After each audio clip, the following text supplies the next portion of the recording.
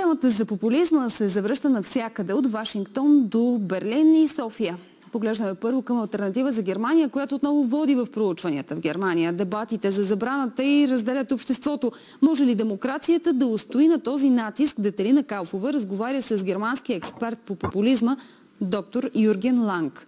Той е главен редактор в Баварското радио, доктор по политическите науки и автор на книгата за Зара Вагенкнехт. Знаете, една от най-известните леви политици в Германия.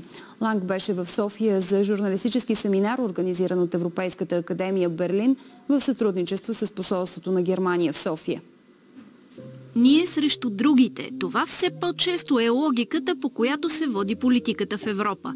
Разделението се превръща в стратегия, а популизмът в езика на обществените дебати. Господин Ланг, защо идеята ние срещу другите е толкова успешна в съвременната политика? Защото политиката става все по-сложна и поляризацията е просто лесно решение.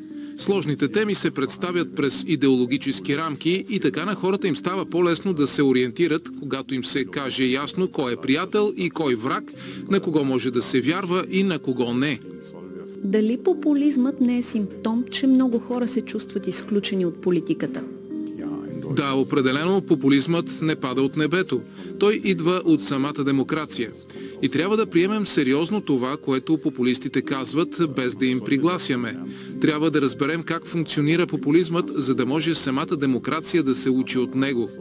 За много хора демокрацията е нещо твърде абстрактно. Те искат повече съдържание, повече разбиране за своите собствени проблеми. Политиката се е отдалечила от хората и именно от това се е родил популизмът. Популизмът обаче не живее във вакуум. Той се храни от страхове и недоверие, които доктор Ланг описва така. Това са страхове, които вече съществуват. Популизмът живее от това първо да разруши доверието. Той подхранва съществуващите страхове от чужденци, от миграция, от икономически кризи и така нататък. Популистите казват, кризата е много по-голяма, отколкото си мислите.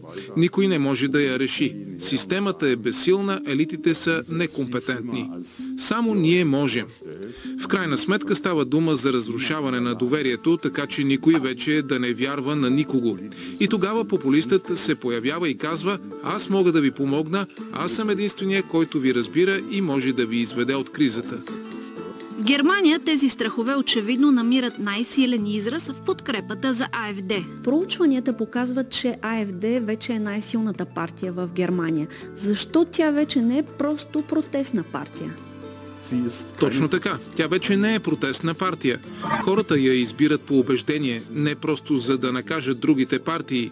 Тайната на успеха ѝ е именно в радикалността. По теми като миграцията, например, АФД заема крайни позиции. Учудващо е, че партията има силна подкрепа сред младите хора. Те гласуват за АФД не защото живеят зле, а защото им липсва перспектива за развитието на обществото. АФД предлага лесни решения, без нужда от обяснения. И точно това носи успех. Но подкрепата за партията не е еднаква навсякъде. На изток причините са по-дълбоки. Новите федерални провинции, т.е. източна Германия, могат да се сравняват с България, Румъния или Унгария. Там няма дълго преживявана демокрация. Демокрацията започва едва през 1989-1990 и все още не е дълбоко вкоренена навсякъде. АФД по своята същност е антидемократична. Тя дискредитира демокрацията и има свои собствени представи какво означава тя. Това намира по-лесно отклик на изток. Там обществото е по-поляризирано, може би подобно на България. Вече липсва умереният център. Хора, които са скептични, не винаги вярват на политиците, но мислят трезво. В едно поляризирано общество този център изчезва. В Западна Германия, напротив, след Втората световна война, хората се социализираха чрез Запада, чрез либерално-демократичните ценности и връзките с Америка. В изтока това го няма. Популистите като АФД се опитват да изтласкат либерализма от демокрацията и да наложат визия за единна воля на народа. И това работи по-добре именно на изток. Но как би изглеждала една Германия, в която АФД участва във властта? Дали може да последва примера на Мелони в Италия и да стане по-прагматична? Дали ще стигне толкова далеч, колкото Мелони, не е ясно. В момента АФД е вътрешно разделена. Има фундаменталистко крило, идващо от новата десница, което гледа с недоверие на всяко участие във властта. А другото крило, около Алис Вайдъл, мисли различно. Възможно е АФД да стане част от управлението, например след изборите в Саксония-Анхалт до година през есента.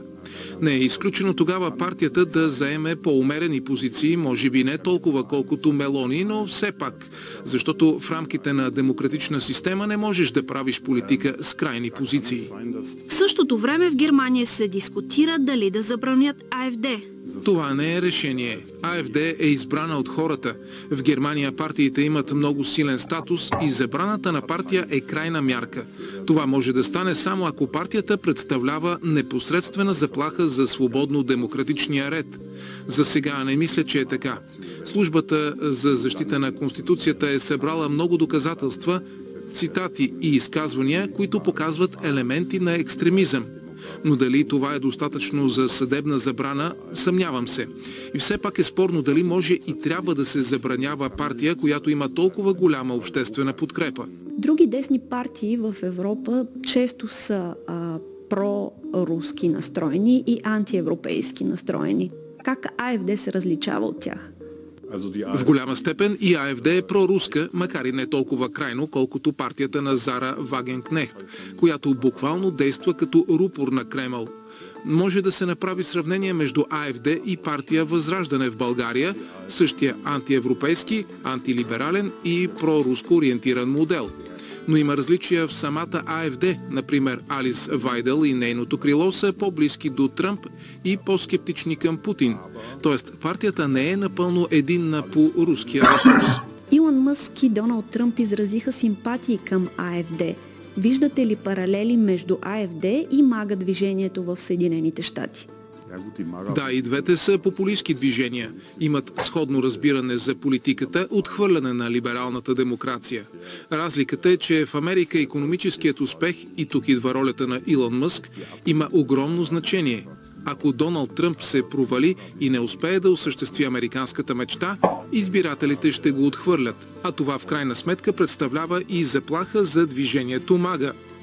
В Германия е различно. АФД не е неолиберална партия, има силни вътрешни течения, особено крилото около Бьорн Хьоке, които се противопоставят на пазарния курс и икономическия либерализъм. Те настояват за по-социална политика и по-високи пенсии, т.е. точно обратното на това, което проповядват Тръмп и Илон Мъск. Какви поуки може да извлечем от нидерландския пример с справянето с крайната десница? Поуката е, че популизмът може да бъде отхвърлен, стига политическата система да остане здрава. В авторитарните системи, като Унгария, това е много по-трудно, защото изборният процес вече е манипулиран. Но популизмът може да бъде преборен. Що се отнася до холандците, те традиционно са по-гъвкави избиратели, склонни да променят гласа си много повече, отколкото германците. Това също е фактор.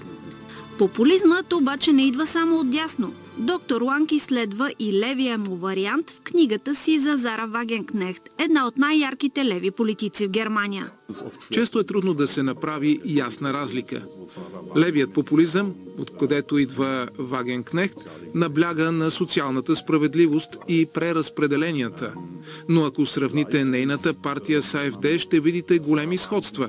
Особено с противопоставянето на всичко, което се свързва с разнообразие, полова идентичност, миграция, либерални ценности.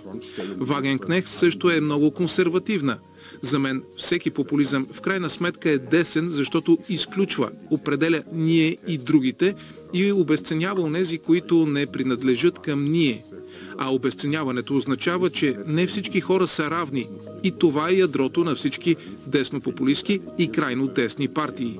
Смятате ли, че европейските демокрации са на предела си или просто преминават през промяна? В процес на промяна са определено. Посоката още не е ясна. Важно е европейското ядро – Франция, Полша, Германия – да остане единно, да изгради обща програма и позитивна визия, която да бъде ясно обяснена на хората и с която те могат да се идентифицират. Европейският съюз като мирен проект днес е саботиран, защото и Путин говори за мир. Той казва, ние искаме мир. Същото казват и Вагенкнехт и АФД. Ние искаме мир. Затова трябва да създадем нова визия, която да преосмисли и възроди европейската идея. Демокрацията често изглежда прекалено абстрактна, но именно в това е силата й.